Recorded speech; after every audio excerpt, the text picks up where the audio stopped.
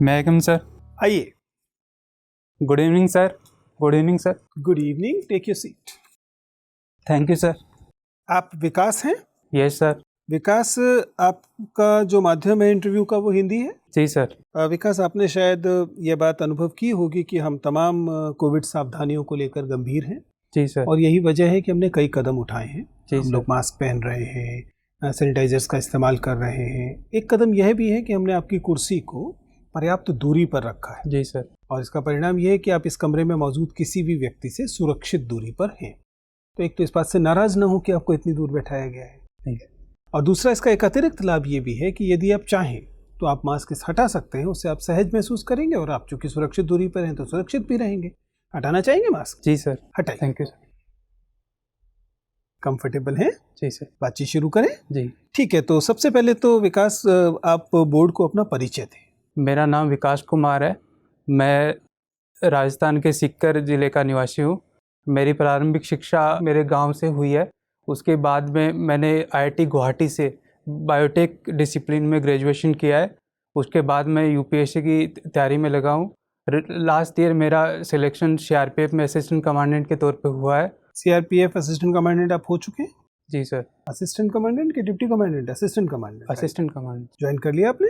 Sir अभी joining I नहीं, आने वाली। ज्वाइन करने का इरादा है? जी सर। तो विकास, आप मूलतः राजस्थान से हैं? जी सर।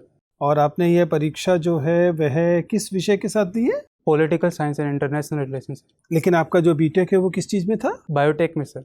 कहाँ से किया आपने? IIT गुवाहाटी से। IIT गुवाहाटी से आप पढ़े हैं। आप तो IITian हैं। जी सर। मुझे बताइए कि बायोटेक का तो मतलब जाहिर है कि इस समय जब हम महामारी के दौर से गुजर रहे हैं, बहुत महत्वपूर्ण क्षेत्र आपका है। जी सर। मुझे समझाइए कि ये जो वैक्सीन्स को लेकर परेशानी, आपने तो अच्छे से पढ़ा है, DNA RNA वैक्सीन प्रोडक्शन, इन सारी चीज़ों को पढ़ा है। मुझे बताइए कि जो वैक्सीन को लेकर जो इतनी सारी परेशानियां हम लोग देख रहे हैं, आखिर वैक्सीन को बड़ी मात्रा में प्रोड्यूस करने में क्या तकनीकी अड़चन है? ऐसा क्यों नहीं हो सकता कि हम एक दिन में 1 करोड़ वैक्सीन बना लें या 5 करोड़ बना लें? क्या तकनीकी दिक्कत क्या है इसमें?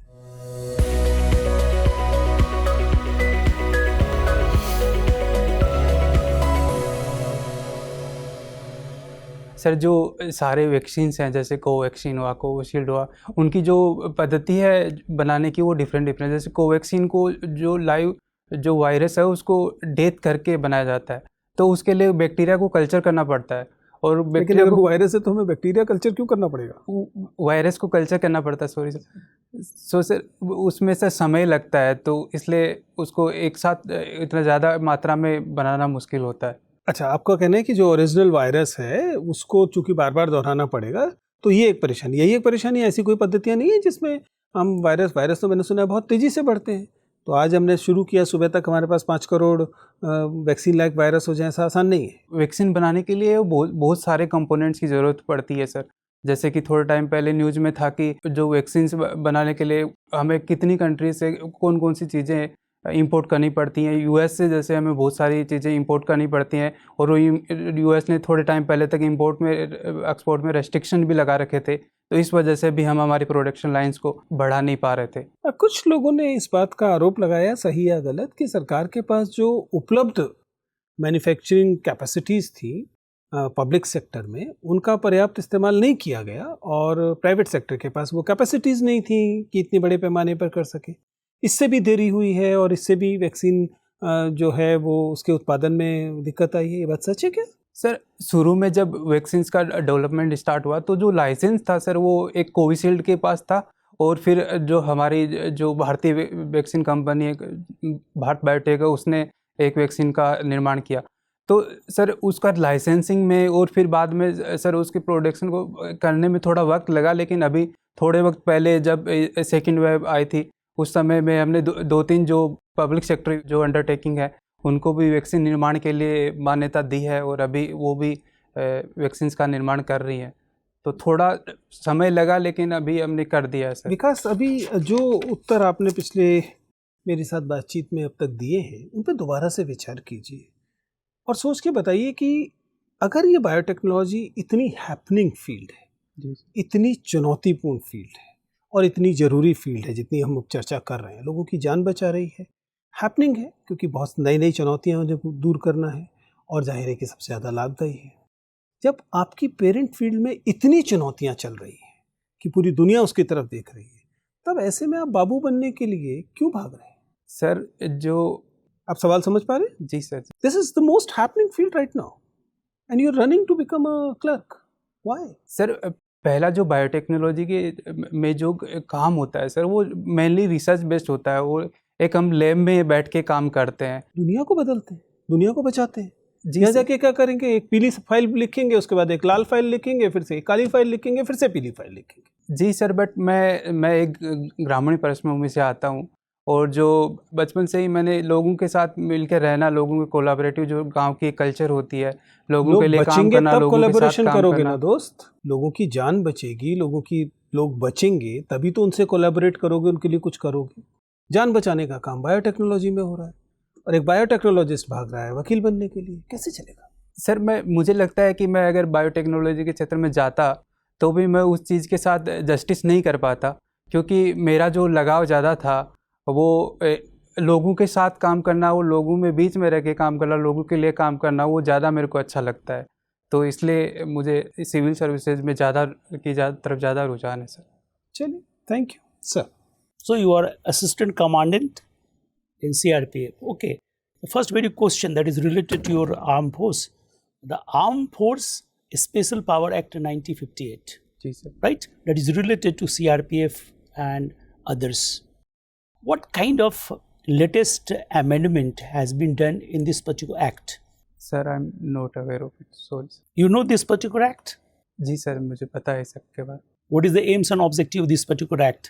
Mentioned in act. सर ये जो एक्ट है, एप्सपा जिसको बोलते हैं, ये एक्ट जो डिस्टर्ब्ड एरिया जो भारत में जहाँ पे सिक्योरिटी से रिलेटेड आर्म फोर्सेस के सामने चैलेंज है, उनको एड्रेस करने के लिए एक्ट लागू किया गया है, जो कि नॉर्थ ईस्ट और आप छोड़िए इस क्वेश्चन को छोड़ देते हैं हम लोग। आप बायोटेक्नोलॉजी से जुड़े हुए हैं। देखिए, 4 पॉपुलर डिफाइंड कोविड-19 का आपको वायरस है। One is called alpha, right? That is emerged from UK. Second is beta, that is from South Africa. Gamma, not clearly known, and the delta from India. So you are a student of microorganism and microbioorganism, right? Yes. So on the basis of that, what is the ground on which alpha, beta, gamma, delta have been classified COVID-19 virus? What basis exactly? Being a student of microbiology. Sir जब से कोई भी virus होता है वो समय के साथ में म्यूटेट होता रहता है, तो इन चारों में डिफरेंस बताइए ना, तो आप समझ गए। तो नेचुरल चीज़ें म्यूटेंट होके क्या क्या क्या डिफरेंस आया, किस प्रोटीन में डिफरेंस आया कि हम इसका नाम अलग अलग दे रहे हैं, ये तो पढ़ें आप। जिस सीक्वेंस के एग्जैक्ट जो डीएनए में जहाँ पे जो आया है उसके बारे में मुझे भी आइडिया नहीं, सॉरी सर। आप पॉलिटिकल साइंस इंटरनेशनल रिलेशंस के स्टूडेंट हैं। अभी हमारे foreign minister has actually done 2 type of diplomacy. One तो आपने देखा, एक को हम कहते हैं track 1 diplomacy, visited Russia and Iran, and जो दिखाई नहीं दिया, मतलब पेपर में नहीं छपा, लेकिन ट्रैक 2 डिप्लोमेसी जो हुआ वो आपको चीन और पाकिस्तान के साथ हुआ। And because of this all 4 countries plus India 5 countries have taken a similar stand in emerging situation in Afghanistan. Pakistan has closed the border for the first time. China foreign minister has clearly mentioned and warned Taliban. So with what actually Iran concerned, and so with Russia. So why for the first time in history of actually Afghanistan, all nations having a same stand? What is the concern, common concern? इन सबका common concern क्या है, एक एक करके बताइए। What is the concern of Afghanistan? China क्यों नहीं support कर रहा है? सर चाइना का जो मेन मुद्दा है सर, वो उइगर मुस्लिम्स को लेके है। तालिबान क्या कर लेगा बताइए? तालिबान सर अगर आएगा तो उनमें रेडिकलाइजेशन बढ़ सकता है। Taliban has already captured the northern province that is border with Iran के साथ। क्या प्रॉब्लम? ईरान क्यों चिंतित है, क्यों अगेंस्ट तालिबान है? ईरान का कंसर्न बताइए। सबका कंसर्न एक है सर, मेन जो कंसर्न है वो तो तालिबान का पावर में आना, और तालिबान जिस तरह से अभी सारी टेरिटरी को अभी कैप्चर करने में लगा। Kandahar is a way to Iran, right? जी। सारे चीज वहीं से होता है। And Kandahar the southern province is at the words of capturing Taliban. Central Asia का जो कंसर्न हो रशिया से, रशिया का कंसर्न अगेंस्ट तालिबान क्यों है? सर रशिया तो तालिबान से सर बात कर रहा है। Russia has told if Taliban emerges, then would be Talibanization of Central Asia Soviets and want Taliban. Why Pakistan is not supporting? Pakistan क्यों नहीं support कर रहा? Everything is what actually by the foreign minister of all such countries have been mentioned on what Al Jazeera platform and different platform. Al Jazeera has shown what whole videos action taken by Pakistan along the border against Taliban 8th July. Sorry sir, अभी मेरे को इतना मैंने नहीं इस चीज के बारे में नहीं पढ़ा। There's two type of Taliban. One is Afghanistan Taliban. Second is Tahrik Taliban. Look, second used to be against Pakistan, and first was pro-Pakistan. But there is no boundary. Both become one. So not playing in hand of Pakistan. So what should be the next step of world in particular to peace and development in Afghanistan according to your view? क्या करना चाहिए? अभी तक का मैंने आपको development बता दिया टिल नाउ। क्या करना चाहिए सर? अभी जो इंट्रा अफगान टॉक है, जो अफगानिस्तान गवर्नमेंट के बीच और तालिबान के बीच है, उसको राइट डायरेक्शन में होना चाहिए। वर्ल्ड को जो इस्तांबुल में जो टर्की करवाने वाला था, जो US Turkey is now also against Taliban. Yes sir. तो एक टॉक करवाना चाहिए। और टॉक का डायरेक्शन क्या होना चाहिए? टॉक का डायरेक्शन सर, अफगानिस्तान में जेन्युइन डेमोक्रेसी और जो सिविल राइट्स है लोगों के, वो एस्टैब्लिश होने चाहिए। और जो तालिबान जो हमेशा से एक conservative outlook, track two diplomacy भी इंडिया दोनों तालिबान से बात कर रहा है। इसके पीछे क्या मकसद है? दोनों से बात कर रहा है ट्रैक टू में, रिपोर्टेड बाय अल जजीरा। जी सर। क्यों कर रहा है सर? अभी हम देख रहे हैं कि तालिबान पावर में आने ही वाला है, किसी न किसी जो बढ़ने वाला है, तो तालिबान से दूर रह के हमारा कोई भला नहीं होने वाला। तो हम इसीलिए तालिबान से भी बात कर रहे हैं। जो मॉडरेट फैक्शन ऑफ तालिबान है उससे बोथ फ्रैक्शंस में बात कर रहे हैं। Both fractions. Why? Because both faction need India for the further development. They are different Taliban, not Taliban study. Okay, thank you. Vikas ji sir. सरकार ने एक लक्ष्य तय किया है कि कृषकों की आय को 2 गुना बनाना है। जी सर। ये लक्ष्य किस वर्ष बनाया गया था और कब तक पूरा कर लेना है? सर ये लक्ष्य था 2018 में लागू किया था शायद। अच्छा। और 2022 तक इसको डबल करना है। डबल कर लेना है। लेकिन आपके डैफ से ये लग रहा है कि इसका लाभ आपके पिताजी को नहीं मिलने वाला है। जी सर। क्योंकि पिछले 3 वर्षों से उनकी आय एकदम से स्थिर है। जी सर। ना 1 रुपये ऊपर गई है, ना 1 रुपये नीचे गई है। जी सर। तो अगर आपके पिताजी के आय को ही एक सैंपल मान लिया जाए, जी सर, तो क्या भारत सरकार का यह कार्यक्रम सफल होने जा रहा है?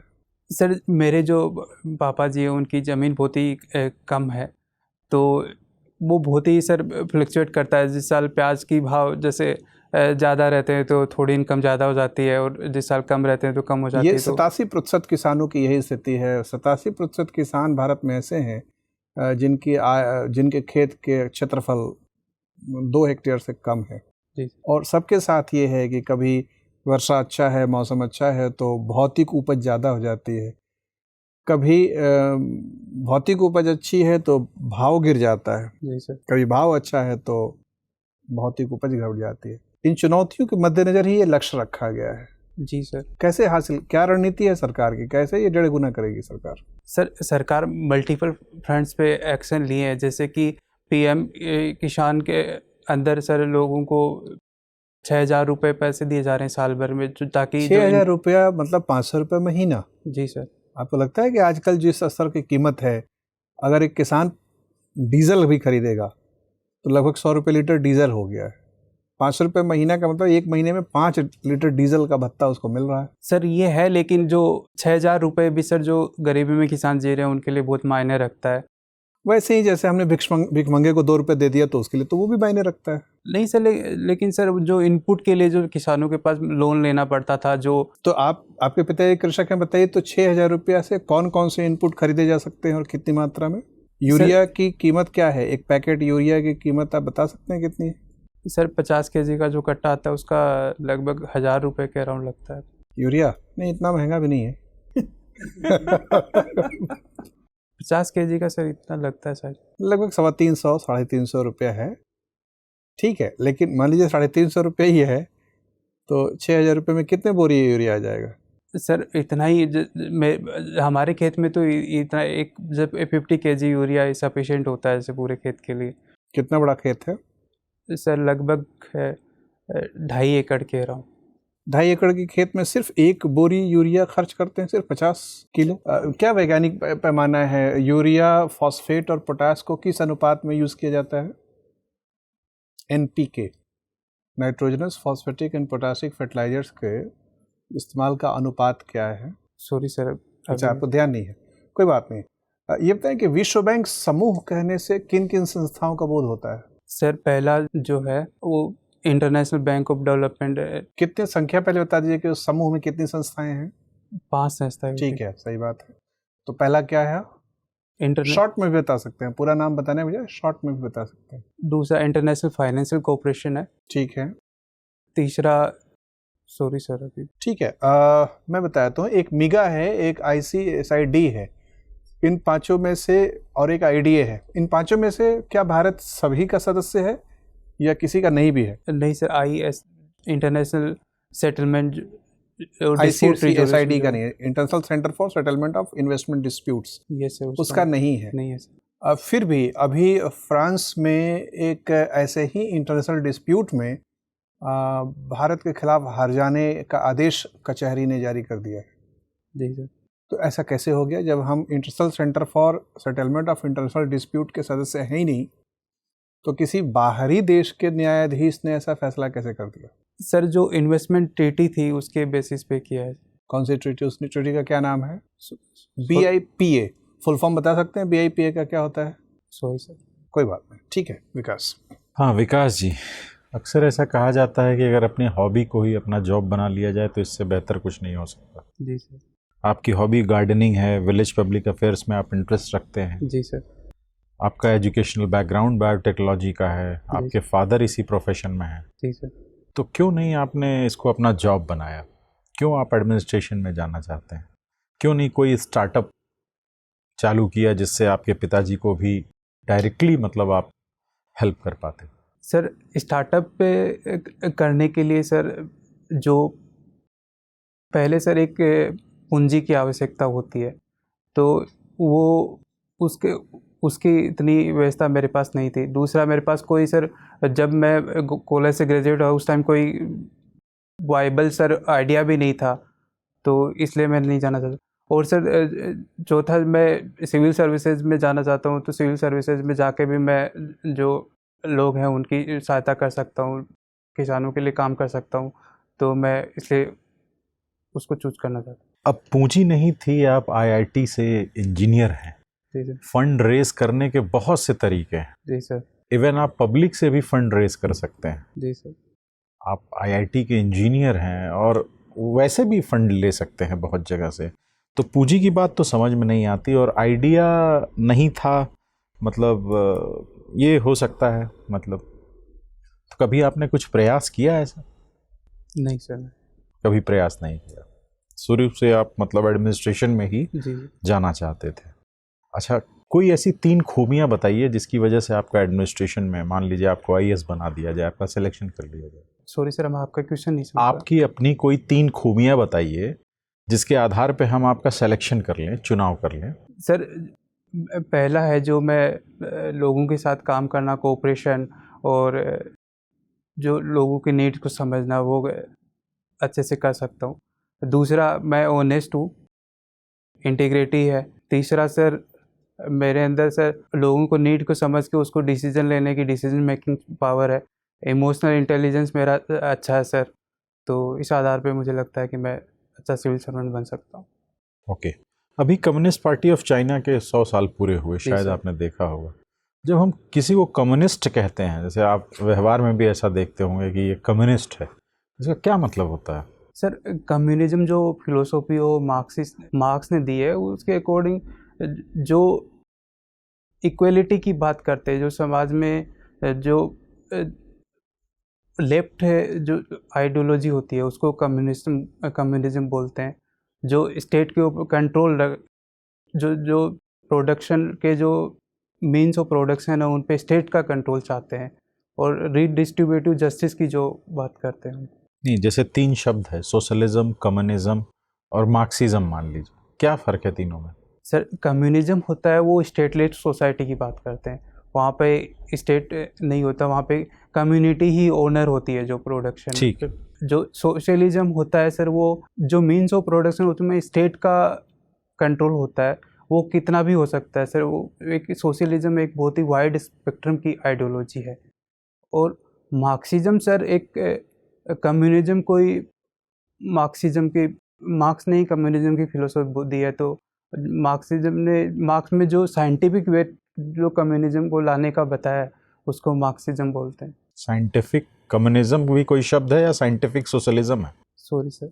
वैज्ञानिक समाजवाद शब्द है या वैज्ञानिक साम्यवाद शब्द है? सर मार्क्स ने जो कम्युनिज्म है उसको साइंटिफिक बताया। ठीक है, thank you Vikas ji. Sir. Vikas ji sir. Vikas मुझे ये बताएं कि गांधी और नारीवादी चिंतन में राज्य की आलोचना के क्या आधार हैं? प्रश्न समझ पाए आप? नहीं सॉरी। गांधीवादी चिंतन में और नारीवादी चिंतन में जी सर। राज्य को किन आधारों पर क्रिटिसाइज किया गया है, उनकी आलोचना की गई है? क्या आप समानता देख पाते हैं दोनों में? सर जो गांधीवाद है वो स्टेटलेस सोसाइटी की बात करते हैं। गांधी जी ने भी स्टेट को एक शोषण का वो बताया।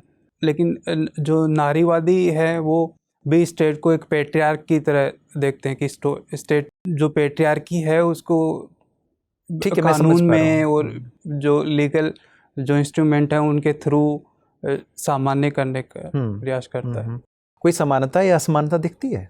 विरोध तो दोनों ही कर रहे हैं, कहीं समानता देख पाते हैं?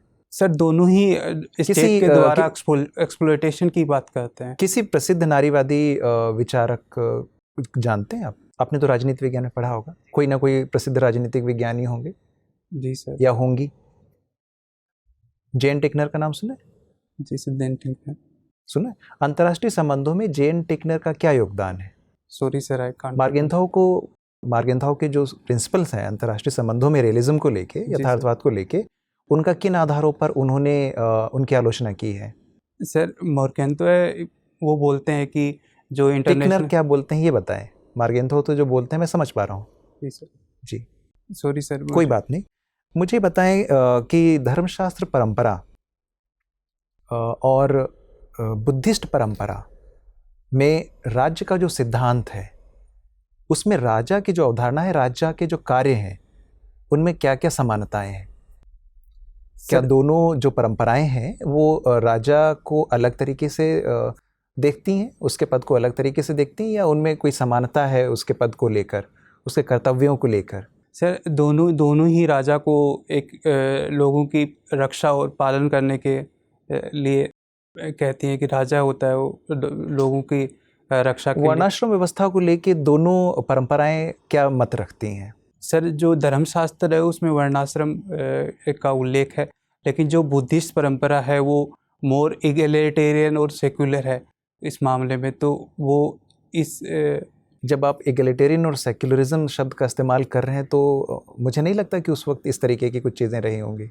ये आधुनिक विश्लेषण का बिंदु तो ज़रूर हो सकता है, उस वक्त की तो परंपरा में नहीं रहा होगा। सर इगैलिटेरियन बुद्धिज्म की जो फिलोसॉफी है वो काफ़ी इगैलिटेरियन। आप ये कह सकते हैं कि हो सकता है कि क्षत्रियों का स्थान ऊपर रखा गया हो, कुछ इस तरह से आप इसी को इगैलिटेरिज्म कहना चाहते हैं? सर बुद्धिज्म ने इसका खंडन किया है सर। ये जो जो वर्गवाद है इसका खंडन किया है। ठीक है, मुझे बताएं विकास जी कि आप तो सीआरपीएफ में सिलेक्टेड हैं। जी सर। पुलिस तो राज्य का विषय है, जी सर। उसके बावजूद भी केंद्र के पास कई पुलिस संगठन हैं। जी सर। क्या ये सहकारी संघवाद का उल्लंघन नहीं है? सर जो आर्म पुलिस फोर्सेस जो होती हैं उनका जो मैंडेट होता है वो जो स्टेट पुलिस होती है उनसे डिफरेंट होता है। जैसे कि सर बीएसएफ, एसएसबी और जो क्या चुनाव आईटीबीपी की ड्यूटी में सीआरपीएफ का, बीएसएफ का इस्तेमाल नहीं होता? पुलिस का भी इस्तेमाल होता जी है, सर। जी कानून व्यवस्था बनाए रखने में भी होता है। जी सर। आपने देखा होगा कि कई सारे संस्थानों में लोगों के, नागरिकों की सुरक्षा में, प्रतिष्ठानों की सुरक्षा में भी इन संस्थाओं, इन पुलिस बल का इस्तेमाल होता है। जी सर। बताएं। सर जो सीआरपीएफ का जो यूज होता है वो इसलिए होता है क्योंकि सब जहाँ पे भी जैसे राइट्स होते हैं तो राइट्स के में जो सीआरपीएफ जो होती है वो ज़्यादा ट्रेंड होती है।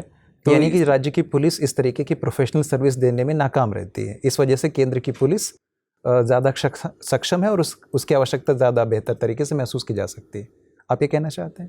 नहीं सर, जो सीआरपीएफ से जो सेंट्रल आर्म पुलिस है, जो राज्य की पुलिस है, उनको मदद करती है, उनको सब्स्टिट्यूट नहीं करती हैं। ठीक है विकास जी। सर विकास। जी सर। विकास, अब तो मूलतः राजस्थान से आते हैं, जी सर। सीकर से। मान लीजिए कि आपका सिलेक्शन हो गया, आप एक किसी जगह पे पदस्थ हैं और अब आपके विवाह का अवसर है। जी सर। और आपके माताजी और पिताजी के बीच में इस बात को लेकर संघर्ष है।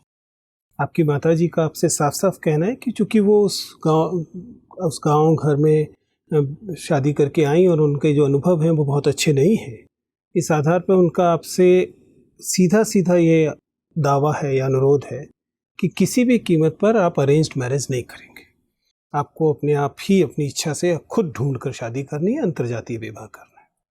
इसके ठीक विपरीत आपके पिता भी अड़े हुए हैं। उनका कहना है कि बेटा अधिकारी बना है और इससे सामाजिक प्रतिष्ठा जुड़ती है, तो शादी तो हर हालत में अरेंज्ड मैरिज ही होगी। अब दोनों एकदम अड़े हुए हैं और मतलब बहुत गंभीर स्तर पर पहुंच चुका है। अगर आप में इनमें से किसी एक व्यक्ति की राय मानी तो दूसरा व्यक्ति घर छोड़ के चला जाएगा। आप स्थिति समझ पा रहे हैं? जी सर। क्या करेंगे आप? माताजी को बचाएंगे कि पिताजी को बचाएंगे? अरेंज मैरिज करेंगे या लव मैरिज करेंगे? सर मैं दोनों से ना बचते, वो तो बता दिया आपको, वो तो गिवन कंडीशन है। या तो आप अरेंज मैरिज करके पिताजी को बचा लीजिए, या फिर बचा लीजिए मतलब घर छोड़ के जाएंगे, ऐसा कुछ कोई जान पे संकट नहीं आ गया, या फिर खुद लड़की ढूंढिए और माताजी को बचा लीजिए। दोनों के पास उसके कारण है। पिताजी को सामाजिक प्रतिष्ठा चाहिए, माताजी ने अपने अनुभव से सीख लिया है कि अगर अरेंज मैरिज होती है तो स्त्री की क्या स्थिति होती है गाँव में, आपको पता ही है। तो क्या करेंगे बताइए? सर मैं कोशिश करूंगा कि दोनों तो हो गया, वो तो 5 मिनट की हमारी बहस हो गई। अब आपको बता दिया, करना इन दोनों में से कोई एक ही है। सर अगर एक को चूज करना पड़ा सर तो मैं माताजी को चूज करूंगा। इसमें 2 डबल फायदे हो रहे हैं, आपको अपनी मर्जी से शादी करने को भी मिल रहा है और माताजी भी बच रही है। नहीं सर, माताजी को सर मैं मतलब सर पिताजी फिर भी सर अपना काम कर सकते हैं, अपना देख सकते हैं, लेकिन माताजी को मैं साथ रखना चाहूँगा। तो इसलिए आप लव मैरिज करेंगे। अब दूसरा संकट है कि अब आपको लड़की ढूंढनी पड़ेगी। जी सर। कैसे करेंगे फिर? क्या आपका तरीका होगा किसी लड़की को अपनी एक कुशल जीवन साथी खोजने का? क्या आधार रहेंगे? सर मेरा कोई ऐसा कोई स्पेसिफिक रिक्वायरमेंट नहीं है जिससे साथ में मेरे को सहज महसूस होगा और बात करके अच्छा लगेगा, उसके साथ मैं शादी कर लूँगा। ठीक है, चलिए, आपसे बात करके बहुत अच्छा लगा। आपका इंटरव्यू समाप्त होता है, आप जा सकते हैं। Thank you sir.